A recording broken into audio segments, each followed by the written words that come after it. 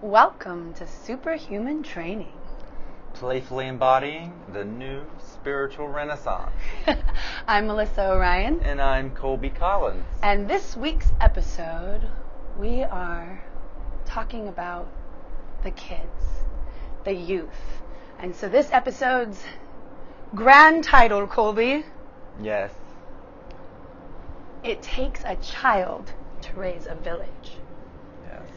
So we're posing the question this week, maybe, just maybe, the youth hold the key for our future. And if that's the case, then how do we nurture who they are as they came in, as they're coming in ways that are going to meet them when we necessarily, at this point, don't have those tools to nurture our own gifts that we had? How do we nurture theirs? Yeah, I really like that because I feel like I've heard adults say that all my life. Like the children are the future. The children are the future. What kind of future are we creating for our children? But I feel like what we are engendering to do with this conversation is to acknowledge that the value system that our children are born into and brought into and reinforced is not the value system that will be part of their future. Right. And so that really is the question, is like, how do we create a space and to nurture these amazing gifts and abilities and genius that these children have when it's largely unfamiliar to us. Yeah, right. to the adults and to the previous generations.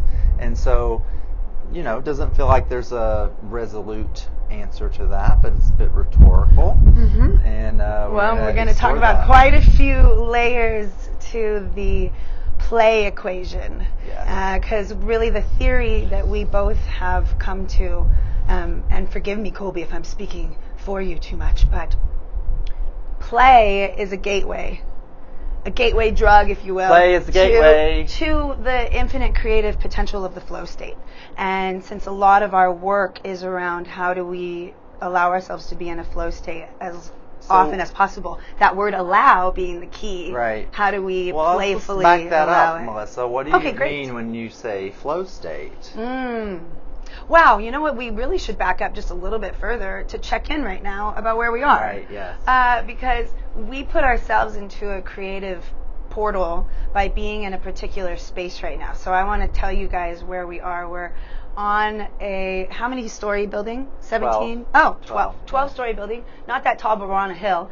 And we're overlooking downtown Portland, and we can see Portland, Oregon. We can see on this very clear day Mount St. Helens in the distance with gorgeous bridges all around, hundreds of buildings, and Mount Hood over on the other side of where we're sitting. Goddard Peak. And personally, this is a very special space for me because I can see the building I was born, and it's in line with Mount St. Helens where we're sitting right now. And I can see the building over in line with Mount Hood that I spent the majority of the first 8 years of my life in preschool. So little baby Melissa. The baby me had family in this area all through my adolescence. So it's really nice for me to be in this vantage point and talking about these things, because I think one of the goals of being in a flow state is to have a more broad vantage point and a more clear vision of where you are. Absolutely. And to put yourself into proximity to others that are in that could be one way of entering that state. But in this case, we created a container for us to be able to see very far and feel comfortable and safe where we are. So those are two things that kind of create a container for what I describe as a flow state. And for me as an artist, and I know you see the world as art the same way that I do, that is the way that I think that the flow state could be described for me, is that I can reach this superhuman potential of my creative self or my physical self in relation with everything around me. And because let's go ahead and say it. Okay, great. Our superhuman tool for this week, or superhuman great. Training tool, is how to access a flow state. And it was really interesting when I was listening to you talk, because the way I relate to flow states is it's essentially beyond limitation. Mm-hmm. There are no limits, or there are very few limits when we're in the flow state. Everything is just you don't even see on them. point. Right. You're not thinking like, oh, I'm going to be blocked there, or I can't do that, or I don't have enough to do that. Right? It all is just all in and of itself there. But you were talking about the importance of creating a container, which essentially is an intentional imposed limit. And I like that juxtaposition there, because basically, what I got listening to you talk with that, and this harkens back to last week in that our superhuman training quality of doing a daily practice. That daily practice is setting a container. It's for your day. A space. Right. But really what it's doing is it's just saying, of all of the energy that is available to me to experience, that which is most aligned with what is most true out there in the big universe is what I'm focusing on right now. And so that container, it's like built of non-limits. The limit is the non-limits. And then that just brings all your energy, coalesces your energy together.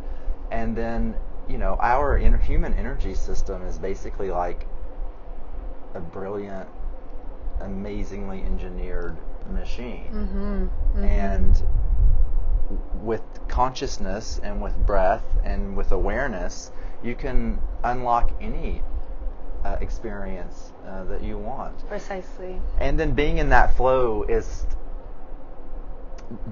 having access to and being in awareness of something that is larger or greater than your own individuated human self or even human dream. That it is this energy that is already creating and expressing itself perfectly, and we're just getting in the flow with it. We're just getting our conscious awareness into alignment. It's already there. It's always there.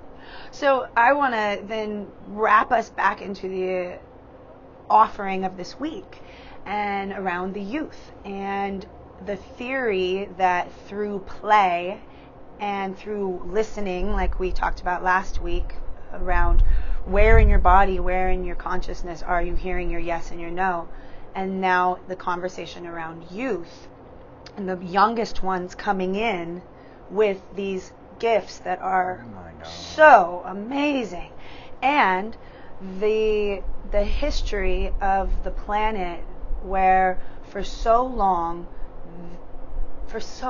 forever, the youth were a vital part of the community. They were a vital part of the village. And somewhere along the line, it switched. And I have a inkling and a theory that it was very much in that quote-unquote separation syndrome, that there was a reason why it became childish. It became a bad thing to be like a child. And so my theory is that the most discriminated group of people on the planet are the children. That all around the planet, they are the ones that the majority of people put into a container in a box that are living in Western culture, that is. Well, they're certainly devalued. They're devalued. And they're made to grow up. They are put into these protocols, procedures to put them in a line and not in alignment. And so what we're getting at this week is maybe, just maybe, if we followed their lead a little bit more, then we would find a route towards a more efficient and graceful expression of our gifts and really alignment of the planet. And if our overall question, if our overall question with this superhuman training program is it possible to create a world that works for everyone? And in our theory, that world would have to be made up of people that feel whole in themselves, see themselves as beautiful and whole, and you're uniting with the rest of the world as one. That would be the route to that. And in this episode, I think that the keys to what we get to talk about in dialogue, and hopefully there in the world, you guys have so much more to add to this that you can offer to us. Are there ways that we can switch up the school systems as they are now to create some radical changes? Can I just say that the public school system in the United States Please. is garbage.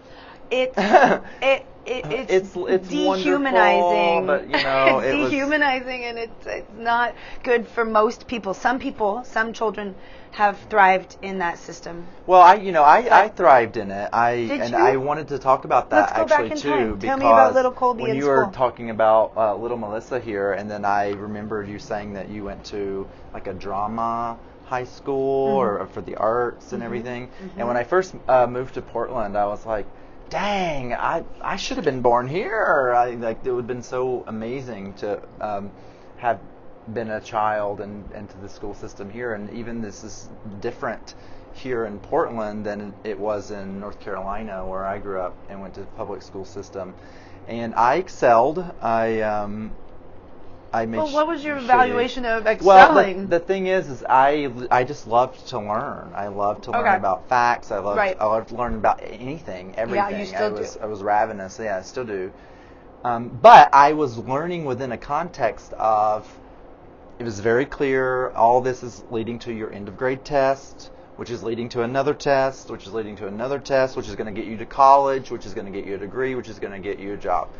And when I got to college and got about a year or so into college, I realized that pretty much everything that I had done in school was completely meaningless. Didn't matter at I mean, all. most of the things that I learned, I would have learned anyway, just because of my curiosity, just on online searches and things.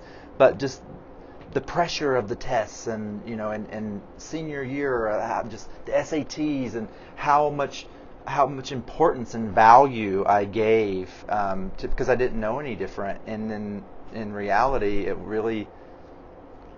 wasn't my path. And that's not to say that it's not some people's path. If you're going to be a doctor or a lawyer or an engineer or things, college is important. And we have that system set up. But I'm even remembering now when I was in Hawaii one time hiking Kalalau Trail, and I met this young man, 19 years old, from Germany, and he was already like a master car engineer or whatever for Ford or something.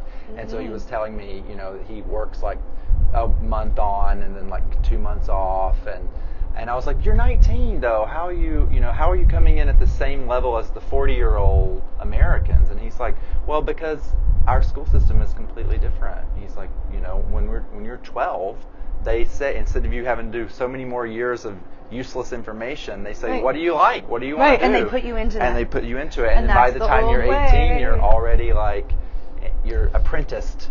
Because it's the mentorship programs, and so that's the relationship back to what we talked about in our first episode with that wheel of co-creation and that wheel of the village, that there are these particular aspects that need to be in place for a thriving community.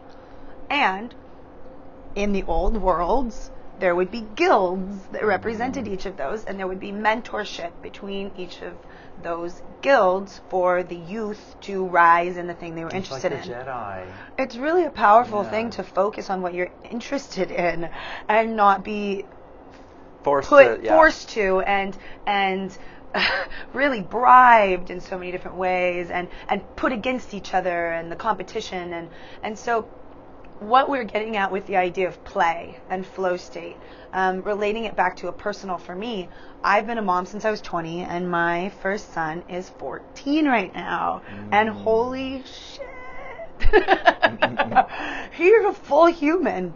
He's on his own in so many ways. In so many ways, I have made a full human. And I recognize that he made me. I was 20, so he made me who I am. That's where it takes a child to raise a village came from that for me. It was me rallying around him to have more village. And so I knew I was not going to be the person that was going to teach him about cryptocurrencies, which is the thing he's interested in now, or about engineering before, or about how to build airplanes or any of the other millions of things that he's been interested in, that our village has supported him by offering mentorship just because I'm friends with them. But what that relayed to me was, I am so fortunate to have these incredible friends that can do all these beautiful, amazing things that happen to be things that my son is interested in. Well, and you've been living this community awareness. I've been living it, but regardless years. of that, the rest of the world right. has no idea. And we came together through creation. We came together, our groups of friends came together through event production, media production, bands. We came together because we had to create. And we always I wasn't allowed to be in band. You weren't allowed to be in band in high school. Yeah. But now I'm saying we all came together because we had right. a purpose and a mission and a community. And that we... What I love, the community really is centered around art and creativity and music. Right. You know, it's basically for the us hallmark. It was. For us, well, it to was. me, creative expression is the hallmark of a flow state. You know, and that you were also mentioning that a flow state gives us access to resources that are unbeknownst to us. And so, as you were speaking of your Zen, your son, rallying all the community members, literally raising the village around him to give them the support. That is the miraculous way that resources show up when we're in the flow. We don't have to worry about it or think about it or even to figure anything out. It shows up when we show up, and the resonances happens, and there you go. Well, I think a lot of that comes from the containers that we've created of that intention, where we have an innate trust. And in that innate trust, like the flow state is often talked about with athletes, because they have a trust in their skills and they've built it over time. And an artist does the same thing. Myself as a painter, all my other painter friends, myself as a channeler of cipher in song, is the same thing with painting. It's a trust because I've shown up there so many times and I know I can do that I can enter into that. I love that flow. And so I describe it as a river where you have your banks that give you that container so that the water can rush down, versus a marsh where the water is just dispersing water across a desert plain where it just soaks in, but it doesn't actually create a channel and move energy. And so the more that you can show up for the things that you are devoted I can feel to, the river flowing through me. the more that you would create those beautiful boundaries of the edges of what your river is. And so there's other times that we're going to talk about this because it relates to the no and the yes. That the more that we consciously, not unconsciously, where we're forced into saying no, but consciously say no to the things that aren't 100% yes for us, the more that we move that energy. And so the reason I'm relating that now is because I believe that children hold the key for all humanity to remember how to say yes and no. Because the emotional body of the baby, the emotional body of the toddler, it has no problem saying that's no. all they really are in the beginning. It's all we are. In the beginning is It's little all emotional we bodies. are. It's, the mental body. In my metaphysical training, we learned that the mental body really doesn't even get fully activated until right around age 4, 5, 6, sometimes even later, and that we really are just these little emotional bodies, and that they can experience their emotions very purely. You know, they can be very, very upset, and then literally 2 seconds later, they're back to joy, and it's all fine. Yep. Yeah. Well, let's just then bring it into the awareness of the words that you just said is truth for us always. As a human, no matter how old we are, there is an emotional core that is a baby, that is a toddler. And there is the 7-year-old inside of you, and there's the 11-year-old inside of you, and the 17-year-old, and all of that. But the one that matters, I think, the most is that emotional core, where it tells you what is your yes, and it tells you what your no is. And the more that we can recognize that in our body and listen to it, and then praise the awareness of it. Yes. We are parenting ourselves. And so that's something that I want us to really remember as we wrap back at the end of this episode, is that the bringing it back around to the meta in this, but right now let's stay in this like practicality. Well, I can just break it down. Yeah. Breaking it down. Breaking it down a little bit. Trust is one of the big key things in my self-awareness coaching work that I help people to understand that we're using, most of us have been using or are trained to use the concept of trust as a payoff from our resistance. That it actually is a way of us reinforcing our no or focusing on the no. And that, the way most people would think about trust is like, it's a personal thing. I trust you. I trust you. You did what you were supposed to do, so I trust you. And that even we're doing that with kids. The kids have to like earn the trust, or how many parents would say like, you've broken the trust, and now you have to earn it back, right? And this whole, to me, concept of trust being a personal thing that can be given or lost is just a recipe for suffering. It is a recipe for suffering, and it's holding expectations, and it's really adding a particular value. Well, and what it's saying is that you were essentially glorifying projection of like, you're not allowed to be you have to be this, and when you demonstrate that you can be this properly, then you are trusted. Right. And that's like what we're doing with the kids is like with the standardized tests and the all the hoops that they have to jump through, and then once they become an adult, it's like you have to show up in this way or you're not going to be respected, or no one's going to trust you and your skills. And how that, and I'm just wanting to illustrate that just briefly, because to be able to feel the contrast between that kind of trust and the trust of a flow state. Because to me, trust can only be one thing, and it is I trust in the perfection of everything, this ordered universe, that there is. That it is ordered beyond our imagination and the resources that are available to us. And I can trust in my awareness, I can trust in what I have discovered, and I can also trust in my ability to surrender. Once you discover how to access a flow state, you can never unlearn it, right?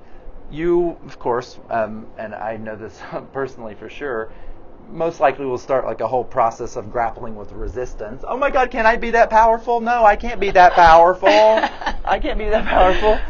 What would that mean?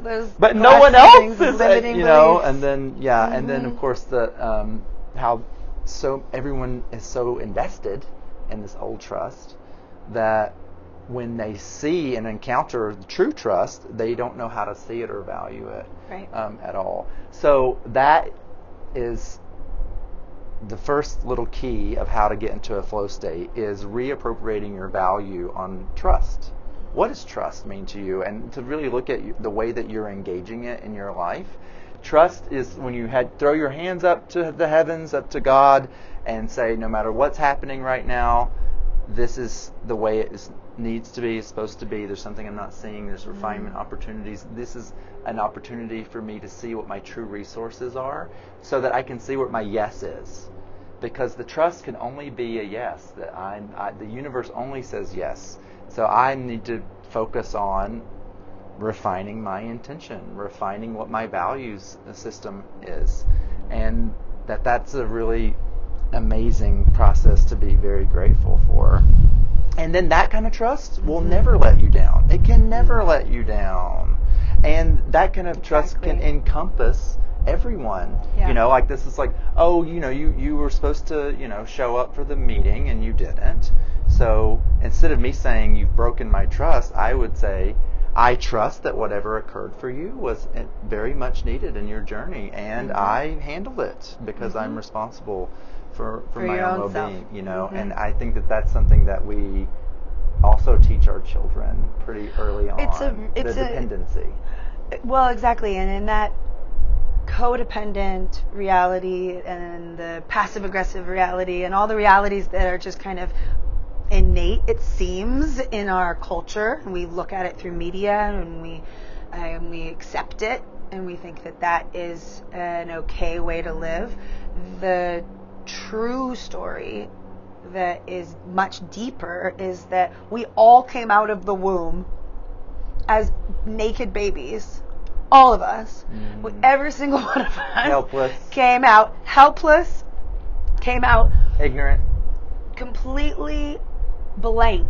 Yeah. And all of the patterns and stories and codes and ways that we just accept that this is reality were given to us. They were put on us, and a lot of them were for an easier, more efficient parenting, or if you're in school, an easier, more efficient way of keeping you in school. Well, and it really is learning about creating a docile workforce. Well, that's a much larger story.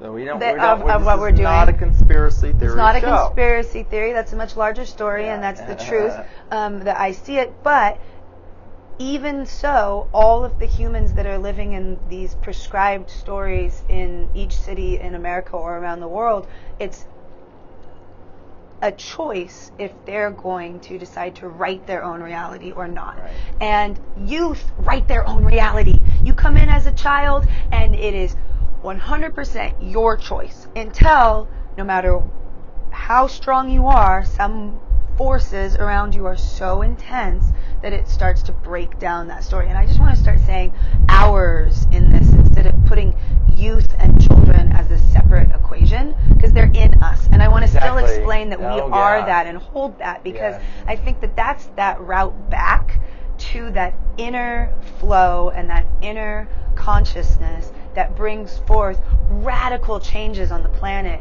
in whether it's science or whether it's music or whether it's art or whatever creative expression wants to come through each person. I believe it's their listening to that innermost voice and trusting and creating a container around that. And so as we get into some of the more detailed things about how it's showing up in the world, I think that we could route it back to how are we seeing that in ourselves, and how can we change the dialogue with ourselves so that it's no longer applicable when somebody's talking about children.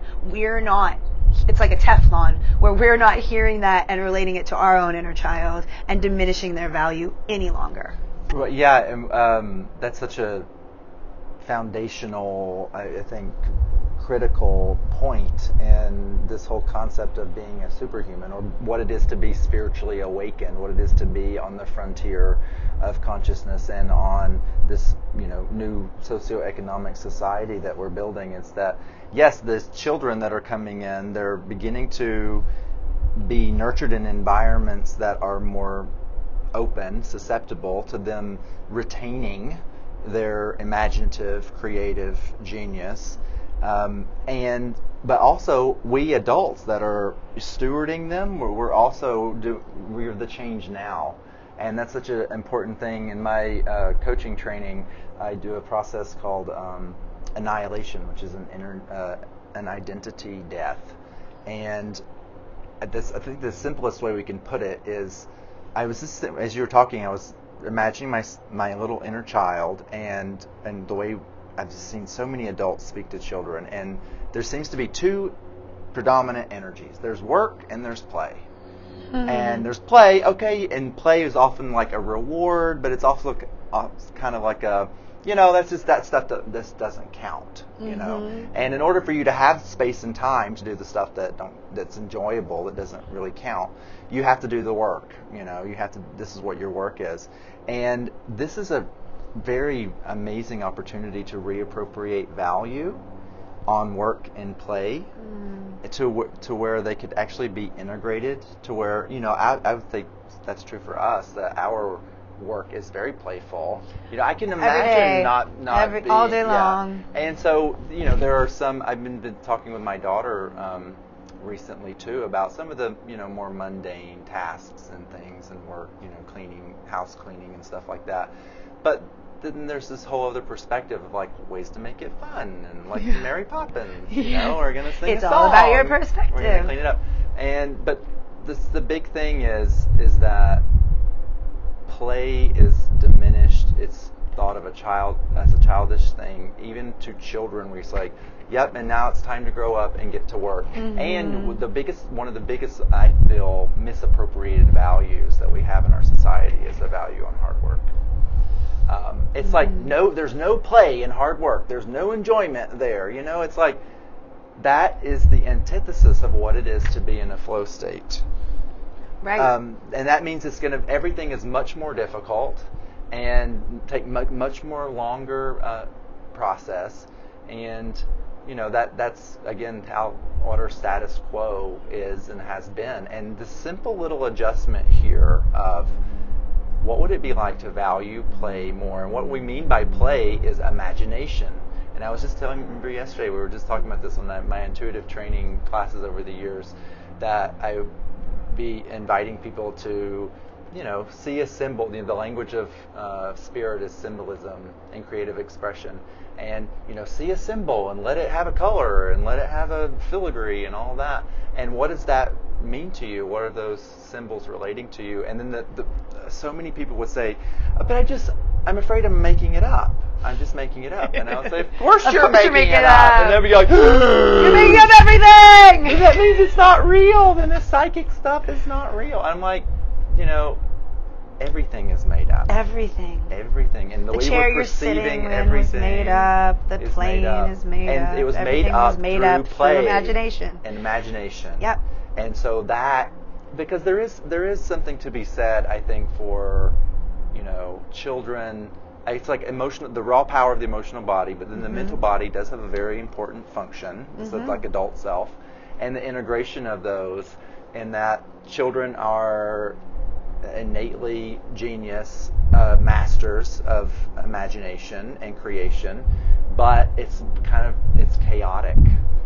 It's like a power that is very difficult to, and like when you were talking, it's not honed yet. Yeah, and when you were talking about the river, and the river has edges, right? It has it's focused. Has focused and that's energy. where the mental body comes in, And so instead of the way our mental body is now, it is in direct. It's a war. It's an inner war. There's work and there's play. There's the mind and there's the emotions, and we have to control our emotions and we have to suppress them and everything. Right.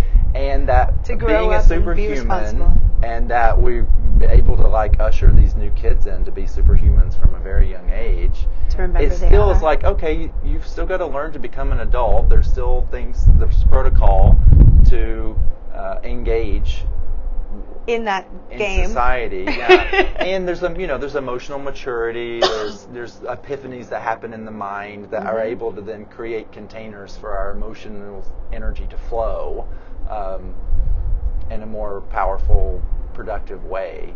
And I wanted to kind of say that because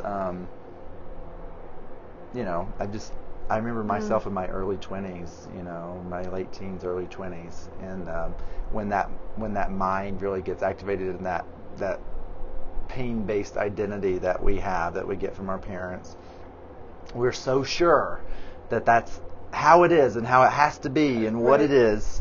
And then, of course, I think for most people that are over 30 would have to say that a lot of their ideas about life and themselves drastically changes as they get older, and it's just from these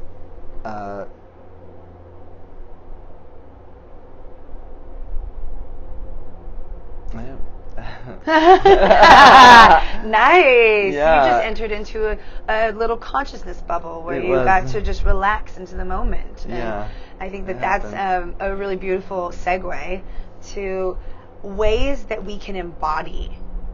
When we titled this superhuman training, Playfully Embodying the New Spiritual Renaissance, playfully embodying was really important to us because the making it real is a very important quality about life itself. That you can be in imagination all day long, and to not put it into physical form, it doesn't make it real for anyone else.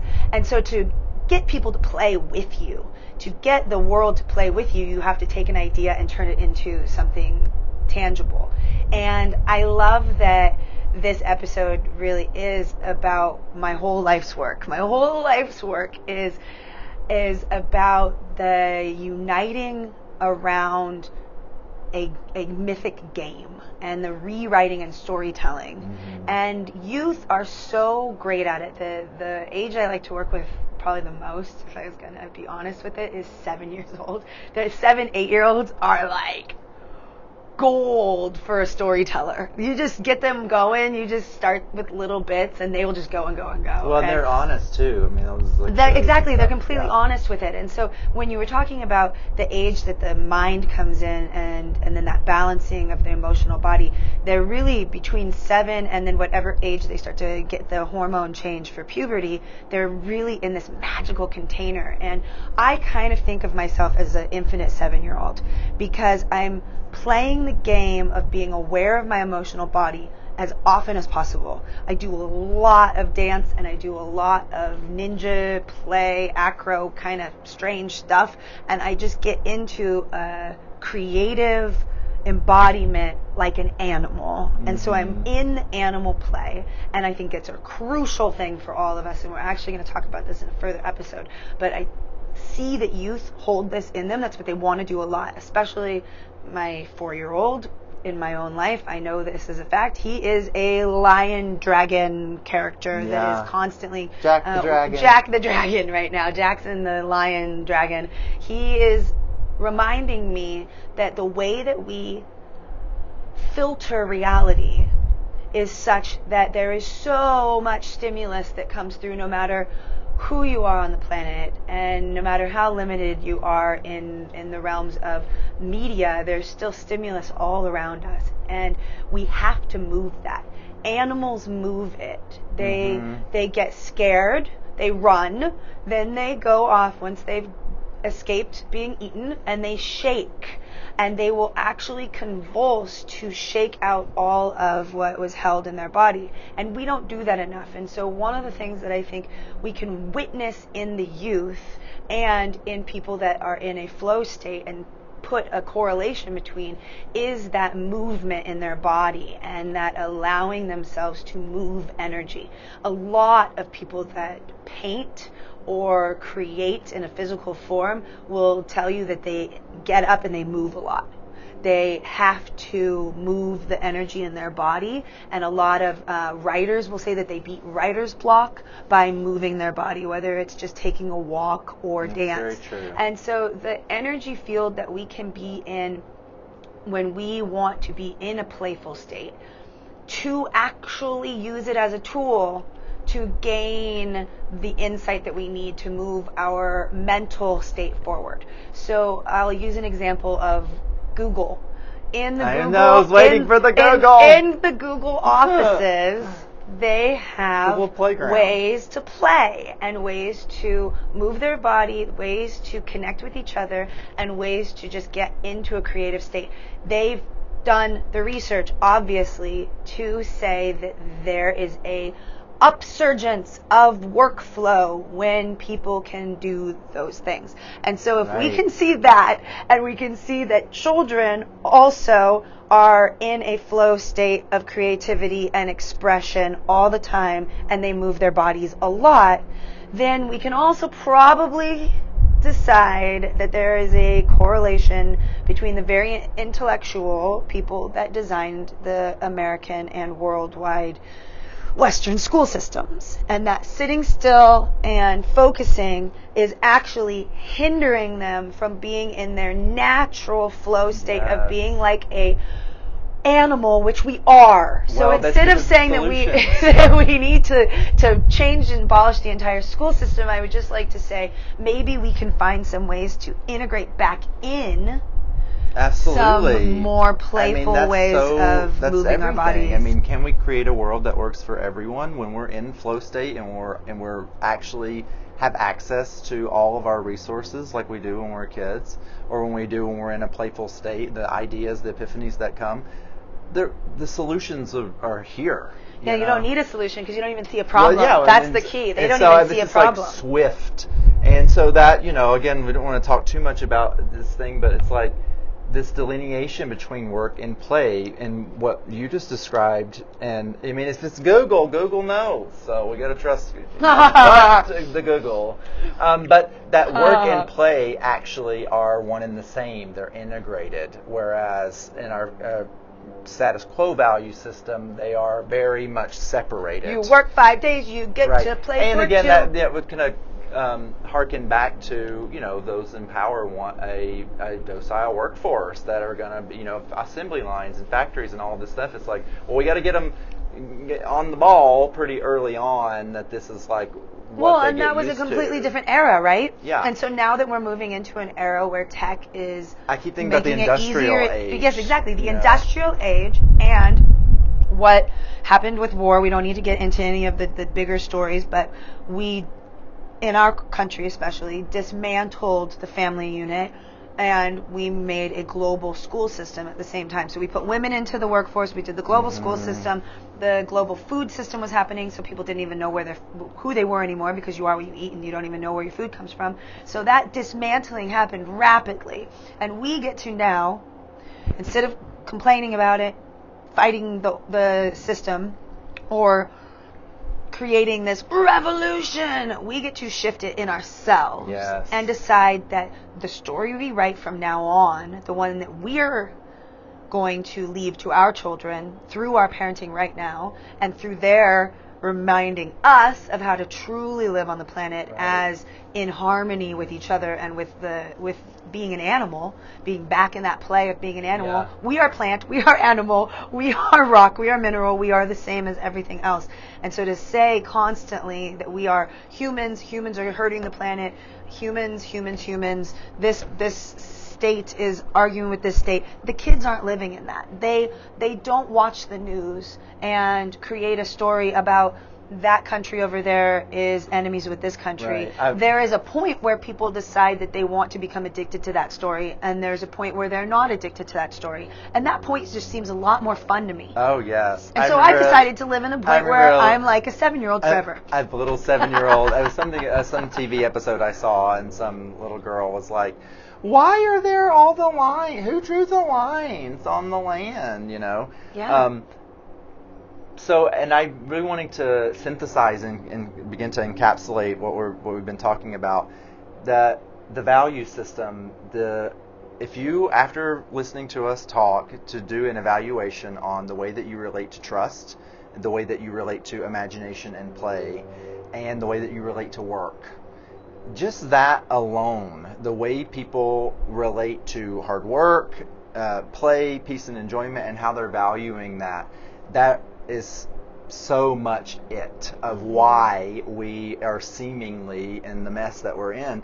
And the truth is that we could not be in that mess in a remarkably accelerated fashion and way, when more and more of us are stepping up and claiming that, and this, what does separate us from the animals? Well, it's our human cognition, it's our higher mind. And so again, there's this temptation that we have to polarize everything. Everything's going to be a fight. Everything's going to be a battle, right? And that's the big drama. And that is probably one of the other hallmarks of the new paradigm, is that it's based in harmony, and it's not based in. But it doesn't sell as many tickets to the movie. It's not a competition model. But we did that, and that was an important stage, a growth stage. But in this new model, where we are taking full responsibility for our own imagination and our creativity, and then we're utilizing that higher mind, that human cognition mind.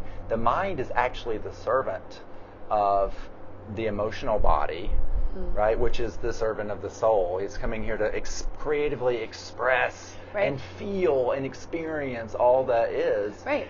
But the mind, so the mind is it's like needing to get it. But if we were able to places. create containers like that, like, okay, you're going to go and play, and then you're going to come back and you're going to write about it. And then you're going to organize those thoughts into key ideas. And then we're going to take those key ideas and structure them. So that's what the mind does. It structures, it orders. It reminds me of a little brief story one of my first teachers told me as she was learning about how to engage her mind differently, that she got messages from spirit that she called knowings, and she felt them in her bones, That's a cool term, felt knowings. them in her body, in her belly, and that she had gotten a knowing that she was supposed to move to Egypt. And that the mind first is like, no, you can't move to Egypt. No, you don't speak the language. You can't afford it. No, what are you going to do? Blah, blah, blah. And she said, she was, accessing her one who values, I-awareness, consciousness, and said, no. Your job is not to question me. Your job is to calculate how much money I'm going to need for a plane ticket, and to look at the calendar and decide when to order. Your job is to order and organize. Not to contradict. It's to execute. The mind's job is to execute. And so if we can have it all. There's no bad guy. That's such an interesting thing that she just reworked it. And I think that something that really hit me earlier was when people say, I'm my own worst enemy and I need to get out of my own way. Right? I'm in my own way. I just keep getting in my own way. Get in the way. Get in the flow. Take the you out of the equation for a minute and get in the people say way. That, it's like listen flow. to yourself and say, I'm such a hard worker. I worked so hard on that. That's how we engender our worth. What if your worth was on the amount of imaginative, creative energy that you had access to? And you're just your beingness. Because that really just is what what you the worth are. is anyhow. Right.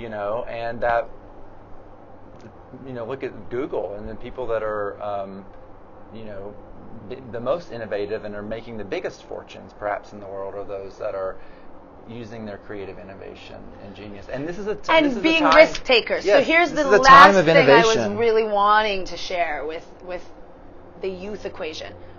They take risks.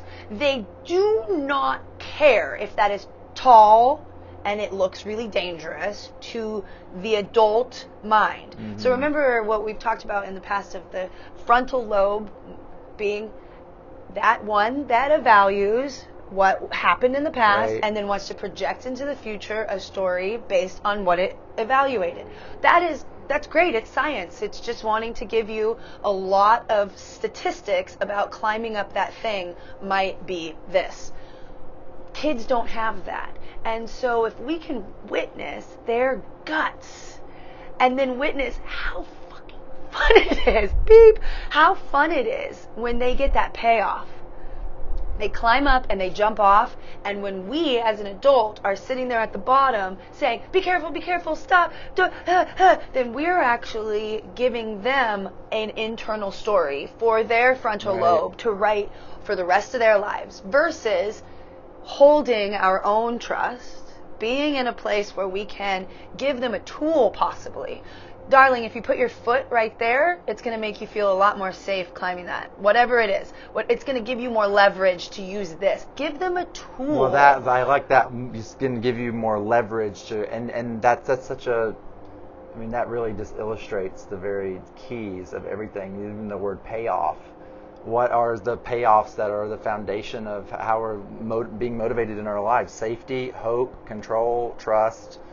That's the best things that we could get. This is a payoff of our resistance, which is actually a payoff that is reinforcing pain. But from what you just said, if I'm looking at this obstacle not in a pain-based way, but in a look what I'm capable of doing, look what I can discover I can do. I am going to have so much fun with that. Yeah, and still there's a role for the, for the mental, which is really what the parent is the role of. So if we can just recognize that our parenting, as I've done for 15 years, but I'm still just learning forever, how can I offer something instead of write his own reality for him and make him fit into the one that makes me feel like the best parent with the most successful life, but actually just offer him little tools along the way and maybe a little reflection along the way and a lot of love and support.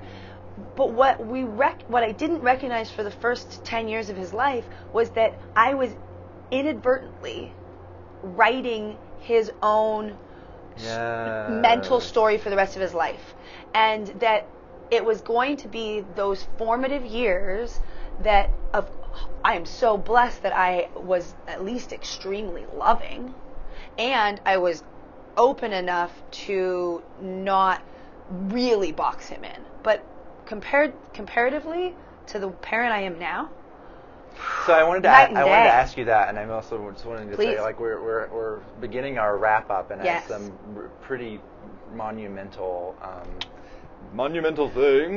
things that you're channeling in this moment. But I really wanted to ask you, because you mentioned earlier this recent shift that's happened in your perception of being a mother with, particularly with your first son with Zen. what is in that you were saying he's his own person. He's he's an individual human. I made it, but it's not mine. It's not mine. It's that he's out in the world now. Can you just briefly say a little bit more about how that occurred to you? Because what you're just saying, and this is the work that I'm doing in the self-awareness coaching, if it's nothing else, it is, Jesus came to me and said to me one time, your parents are not your parents. And the fact that we take on our pain-based identity, our view of the world from our parents, in order to maximize the possibility of a love exchange with them, a connection with them, so that we can survive, so that we can be safe when the time that it's actually appropriate, when we're helpless. But then we become adults, and that's just like the programming that's there. This is who I think I am, and that's how it's hardwired into us, that we're so invested in it, because it's like, well, no, if I'm not that, then I'm not going to be loving my mom or honoring my mom and my dad anymore, and then that sense of loss. Mm-hmm. And so to be a superhuman is to have claimed to become a parent in your own self. And I feel like that's what the message of Christ what really was as well, is that once you realize that God is your father and your mother, which really he said was just a symbol, an allegory, right, a metaphor.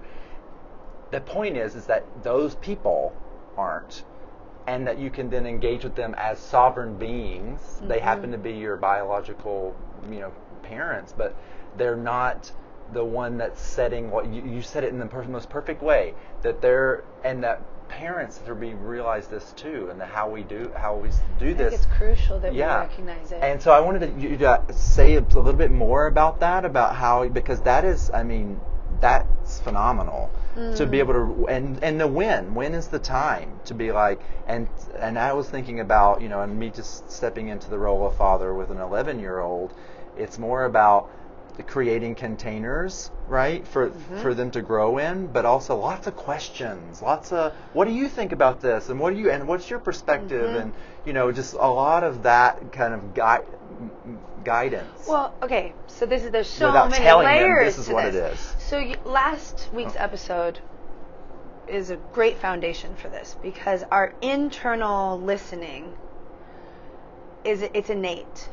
A baby has no block between hearing that it's hungry and speaking that it's hungry, or hearing that it needs something and speaking that it needs something.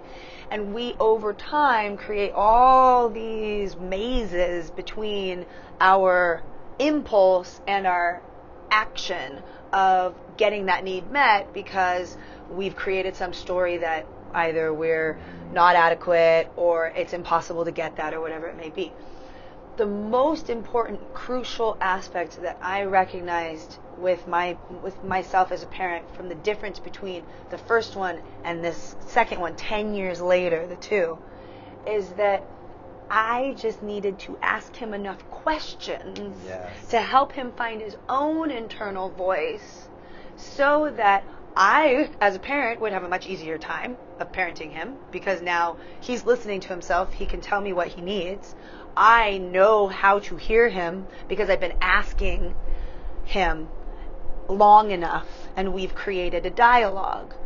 That particular dialogue becomes their internal dialogue. I didn't get that. I didn't even get that the meta was the micro, that his meta of his entire life was going to be formed by that conversation that he had as a baby, as a toddler, as a will be 5, 6, 7, 8-year-old, with this rhythm of communicating with not just myself but other people in his reality that are asking them, how do you feel? How do you know you feel that? What do you need? What do you desire? And how can we get those needs met? Those particular things. And then as he gets older, which is what I've learned with my first son, I am only here to reflect back to him what in that moment he needs to be seen by for me. I am his mother, and I will always hold that.